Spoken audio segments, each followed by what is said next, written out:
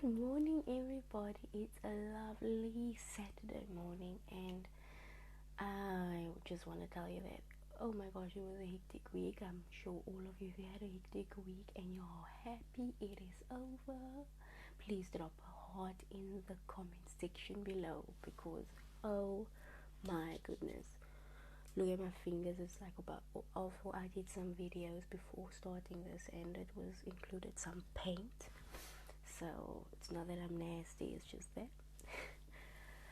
But as you guys all know, I am Leandra, and above I've got like the teacher Leandra icon that I made myself.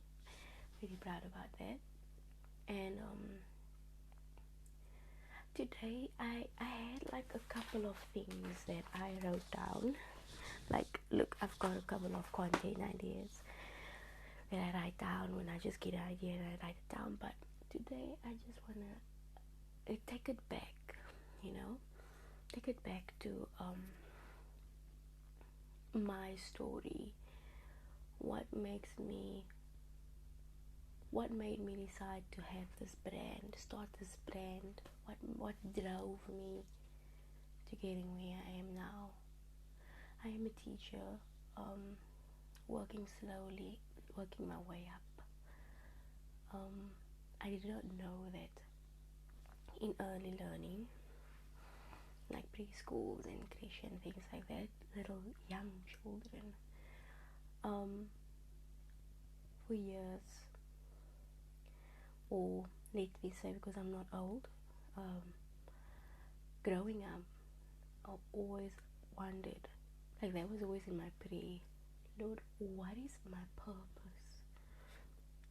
I want to have something that where I feel like, oh my gosh, I'm making a difference.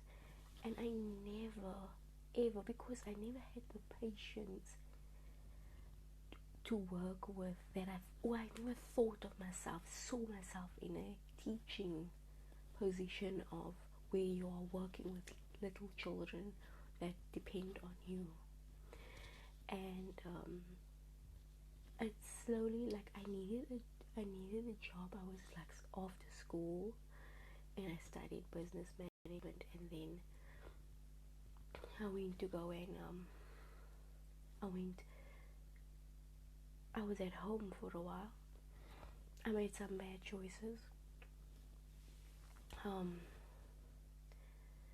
and I didn't complete my diploma. But the thing is, like, it led me to this, like, and then there was a school that opened down in the road, close to me, and well, they've been open for quite some time, and I think this was in the year 2017.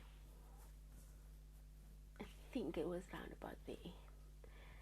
And then my sister came. Her daughter was there. It was at that school at that moment. Like, and she said, they are thinking of, it's this Afrikaans school, and they're thinking of a home-based one. It was a home-based school. Thinking of expanding to getting a English teacher there. Now I must know I'm from Atlantis. We are Atlanteans. So, Afrikaans, now I see things have changed, but most majority of us are Afrikaans. Of us are taught that if you are English at English school, growing up, you've technically been bullied all the time because you're English and made fun of and everything. So I'm so sorry for the children that still experiences that, but I'm really trying to change that. And because the thing is, the English language is so essential, because then you can go anywhere in the world.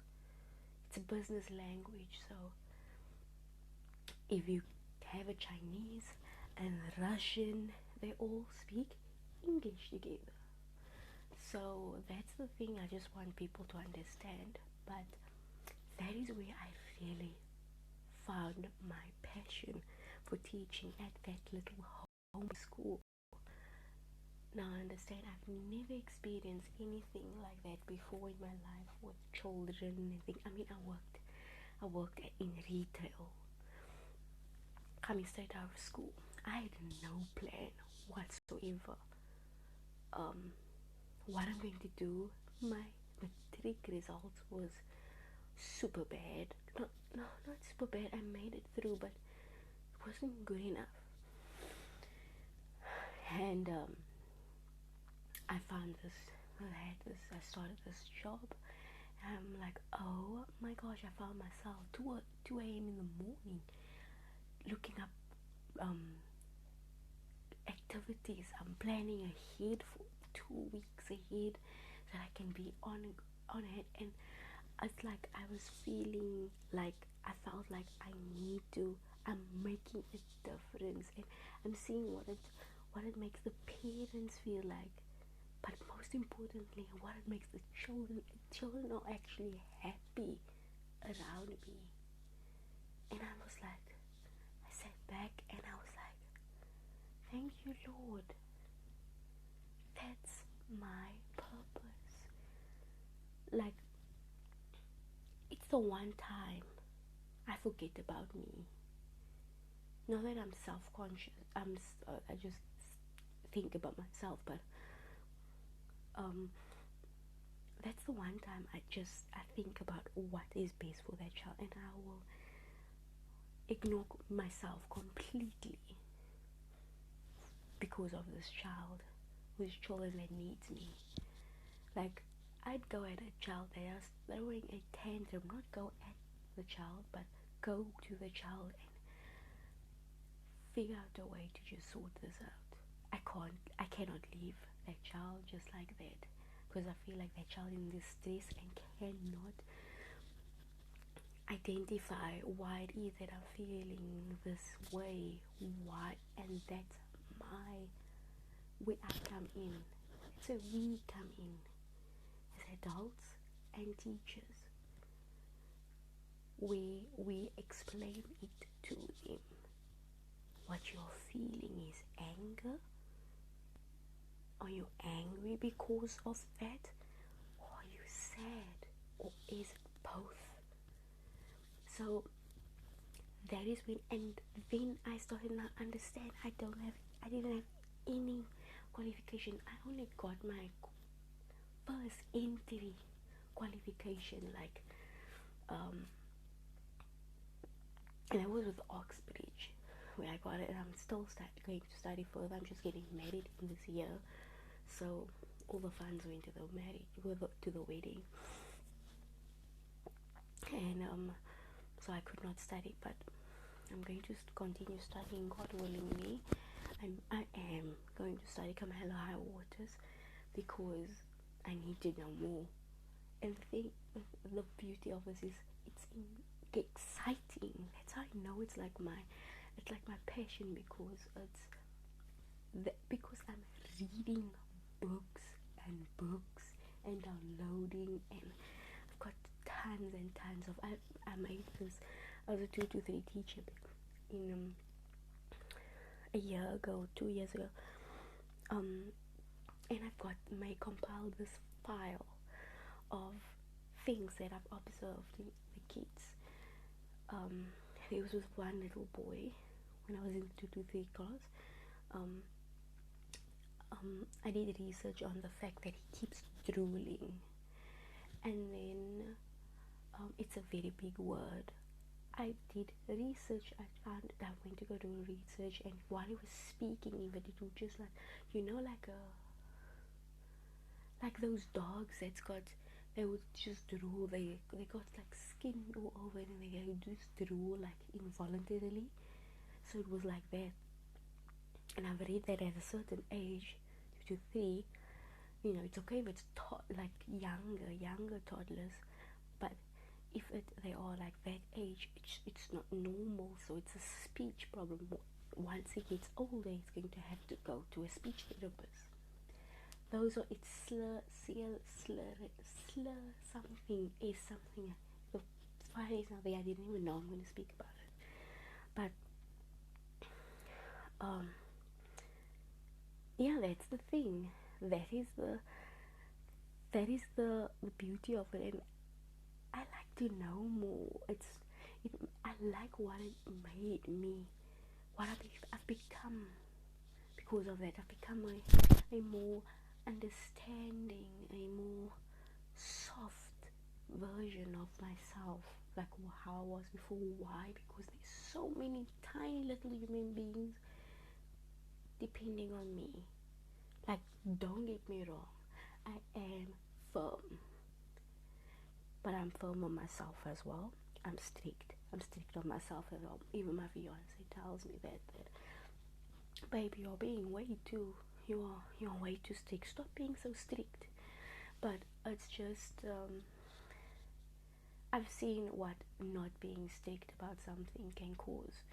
It causes a domino effect as time goes on. You think it's innocent at the beginning, and I'm not talking about cheating. I'm talking about, I guess that can go, but I'm speaking about something tiny, like something for instance, if this room is not clean, and I leave it, and I leave it, and I leave it. I come every day from work, leave it, and most.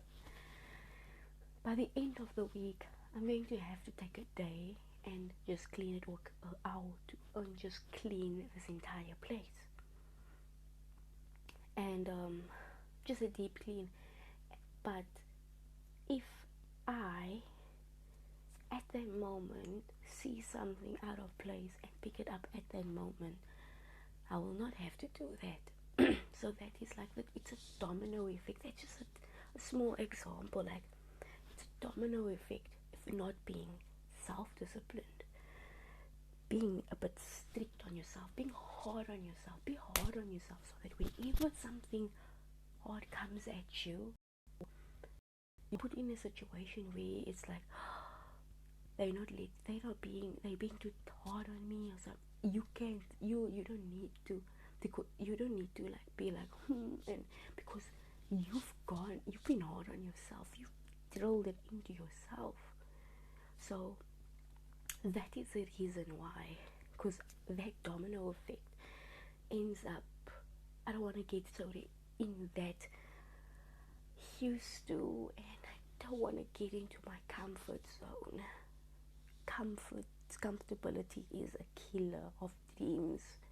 I cannot, and I've got way too many dreams. My affirmation is always like, I'm going to become a foundation phase teacher,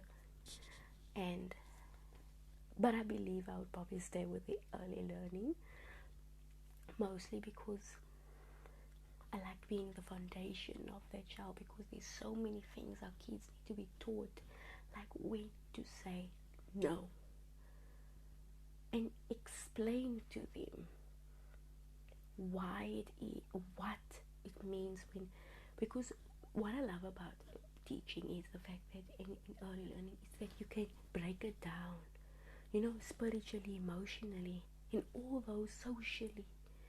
You can break it down, and there's so many things. It's not just stuck to one thing, one curriculum. No, like just this curriculum and finish, my job is finished. It's more than that, and that's the beauty of it. And yeah, that's just like basically what I'm like. And if you are an aspiring teacher, early learning, and you're just an assistant teacher, or not just, or you're just working in the you have that burning desire, don't let anyone put you down. Even if I'll be cleaning the floors of the ECD, as long as I'm close to their children and making a difference, and you can be sure I'm gonna work myself up. You can be sure I'm gonna be in that classroom. So that is exactly what I feel that is important. Even if I'm cleaning the floors of the ECD center, as long as I'm close to their children, as long as I'm making that difference, And as long as I know who I am, I will get out there. So don't allow anybody, please listen to me. Do not allow anybody to tell you that you cannot reach your dreams of becoming a teacher. Because I can tell you one thing, I'm not there yet. I do not have my degree yet. But I can tell you one thing, I'm going to. I am going to, and believe in yourself. Do not fall in the comfortability zone. Don't do that. Even if it's going to take an hour every day for you to check and knowledge is really power. I know there's a TikTok going around that no, power is power. But knowledge, the first class I was an assistant in, I went into this, and like the first big school I joined, she said, Leandra, knowledge is power. I never understood it because I haven't grown so much, but knowledge is power in this. Now it's in my favor now. She meant that, Leandra, do your research. You don't need to have the qualification. You're gonna get it now. You're gonna get it. But work towards, read up. That's when I read up on Montessori. I read up on different disorders and things like that. That's all there on Google for you to read. You've got the power to be a brilliant teacher. You can be a brilliant IT specialist. Just read what is out there already, and don't let anyone get you down. While you are getting your qualification, read. I'm telling you, reading is your best friend. Even there's such beautiful people out there, in the sense that they are putting it in video format. There are even audiobooks. We put on audiobooks for the kids. I mean, come on, guys. Like, don't let anyone get you down. There's so many things put out there, and I thank God for that. All we got to do is take it, and don't allow anyone. If you got a dream, hold on to it. I'm telling you, I'm from Atlantis, and I am not going to let anyone tell me that Mina, Leandra, I'm not gonna get where I want to get. Everyone told me, and I love my mom. Even my mom told me, like, Leandra, it's difficult, you don't have money, I'm just an assistant and everything. I get very little money, and there's so many things I need to do, and I'm not going to allow anyone to get me down. Now my first certificate is out of the way through Oxbridge, and I've paid 8,600 for my first course on my own. No one can tell you that you can't do it. You tell yourself that you can't do it. Once everybody else don't believe in you, it's just you've got. Don't let yourself down. If you've got that burning desire, you hold on to it tight, and you ask God to strengthen you, to give you the wisdom to keep on going. You will not be sorry. And once you get what you've asked, do not forget to say thank you. Thank you, God, for bringing me through this. Thank you. Don't forget to be humble. The thing that I've learned was, as well, with teaching, is that getting down on the floor and speaking to them. Like, really, get down on the ground. Sometimes that child just needs that little bit of function. Now imagine we don't think, oh, you're just throwing a tantrum, there's nothing behind it. I just want to say, please go for it. Go for it. If you've got that desire and you are a cook or the chef at the what you call it? Yeah, the person, the cook there at school. Work yourself up. It does not mean that that's where it has to end. You don't need to just stay in one position. You're not a tree. Move. Study. Like literally everywhere I get.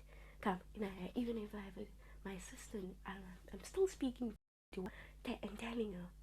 I'm sending her things that I'm always looking for new places where I can study and things like that. And I'm telling her, go for it. Don't stay. Don't be comfortable. Yes, we must be content, but why limit yourself if God made us limitless? God did not put a limit in us. So thank you so much. I'm so sorry for taking this so long, going so long out about this, but there was just this thing I need. Like I told you, I have this whole book of things that possible content ideas that I write down when I'm on the bus or something. But I completely understand that it can get hard. I know the struggle. I understand.